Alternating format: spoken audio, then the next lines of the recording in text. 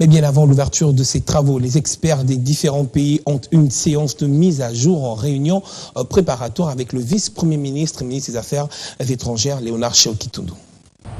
Luanda, capitale angolaise, au centre de convention de Tatalona, les vues s'harmonisent et les informations sur la République démocratique du Congo sont mises à jour. Ces hauts fonctionnaires et experts de la double troïka de la SADC, en réunion préparatoire du sommet extraordinaire des chefs d'État et des gouvernements, ont suivi attentivement l'exposé du vice-premier ministre ministre des Affaires étrangères, Léonard Tchéo-Kitundu, sur la situation politique et sécuritaire de la République démocratique du Congo. Sur la question sécuritaire, nous sommes revenus sur la question de la résolution du Conseil de sécurité, notamment sur l'intégration de notre préoccupation qui consistait à intégrer l'éradication des groupes armés dans le concept de la protection des populations civiles.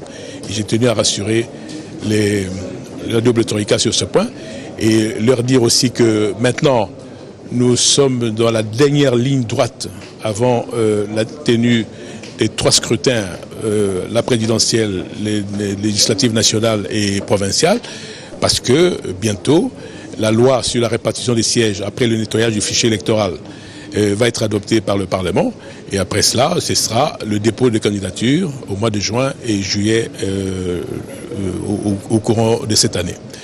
Les élections auront bel et bien lieu en décembre 2018. Invité à ses assises, Corneille Nangaa a en toute sérénité rassuré à ses interlocuteurs la tenue des scrutins à la date convenue. Nous nous préparons pour les élections et les élections vont avoir lieu le 23. Nous leur avons présenté aussi parce que la question était de savoir, mais on parle tellement de la machine à voter. Nous leur avons présenté, bien entendu, c'était l'occasion de leur présenter d'abord ce que c'est.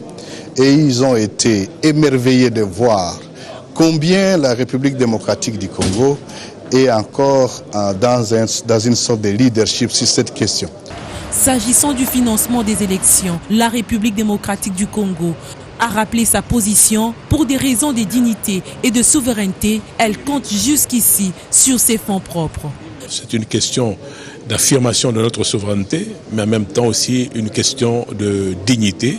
Et que la RDC, comme les autres pays de la région, puisse financer les élections sans nécessairement compter sur le partenaire extérieur, à moins que nécessité se fasse sentir. Le draft de ces recommandations issues de cette rencontre préparatoire sera soumis au chef d'État pour approbation lors du sommet proprement dit ouvert ce 24 avril.